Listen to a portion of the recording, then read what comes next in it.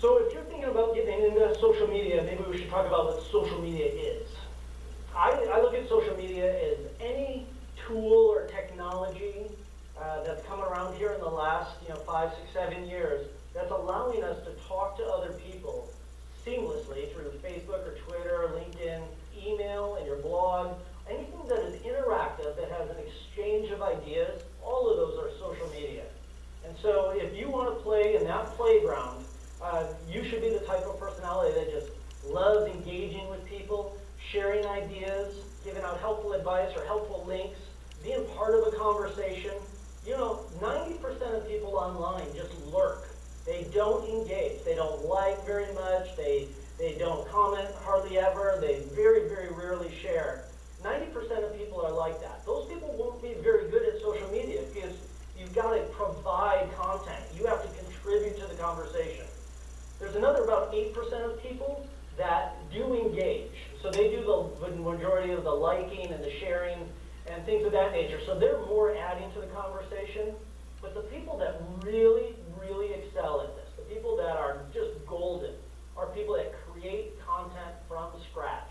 And that's only like 1 or 2% of people that create. If you have a burning heart to write and to tell stories and to provide value, you have to be in the social media realm because that's how those things are going to be distributed in the future. Social media is your platform. So some common misperceptions in social media and businesses. Well, I think one of that is about the technology. I have people approach me all the time saying, I want to do this social media thing, but I'm no good with computers. It has very, very, very little to do with computers. It's mostly about, are you good with people? Do you like people? Do you want to be helpful? Do you have empathy?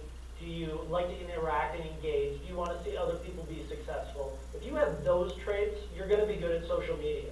If all you care about is the technology behind it, sure, you can be a great computer programmer, but if you don't want relationships with the outside world, you don't want to build your career, you don't want to help others build their career, chances are you're going to struggle with social media.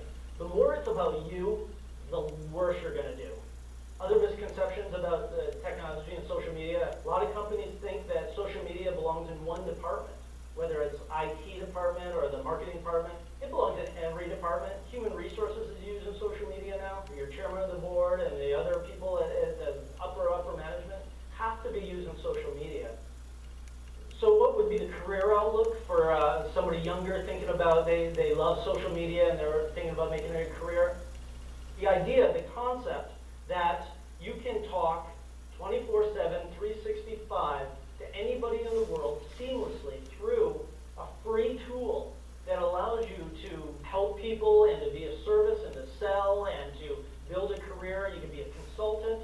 You can go to work for a company and be their social media point person. Every company in this world is going to have to embrace social media if they want to stay in business. That makes this the biggest opportunity, especially for consulting. That's what I've chosen to do, or just as a career path. If you want the security of working for somebody, working for a business where you're not self-employed, but you want a career in the social media realm, the opportunities are endless. So if somebody's considering going into the career of doing social media, they are going to run into a lot of challenges. One would be, it's not 9 to 5.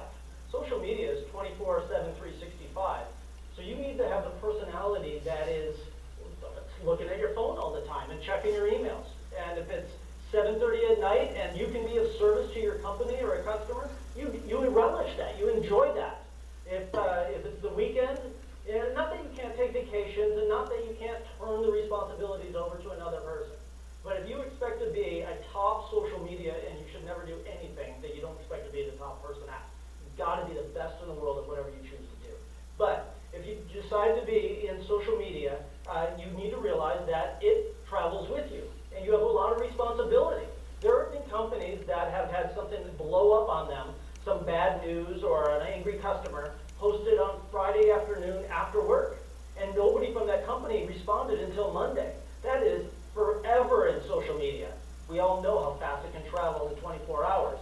You give somebody 3 days to spread negativity about your business, that you can't let that stand. So you have to be a person that wants to be you joyfully tethered to social media and the whole ecosystem of social media and technology. To where that's not work, that's fun. That's a joy. I'm born to do this. That's the personality. And the other personality is that you don't want to do it to make the money. It will get old if you're doing this for the money. What doesn't get old, what never gets old, is helping other people be successful. Either your own company, because you're helping others, or helping the company that you work for to be successful because they're solving problems and helping others. That we wake up every day renewed with energy to be of service and to be helpful to others. But if it's entirely selfish, you just want the power of social media, you just want to know that you have 100,000 people following you, people will see through that. So if I was in college trying to decide on where my career was going to go, what I was going to do, and if social media is an option for you, I would certainly take law classes, accounting, marketing, public relations, communications, technology. You're going to have some hard skills. Those can be taught. You can learn those out of a book. The soft skills of people skills, you should be born with those, but continue to work on them. Personal development. Read every single day, no matter what. Either in the morning or at night before you go to bed. Make it a ritual. But if you're not reading at least half an hour a day, you will not be able to keep up in the world that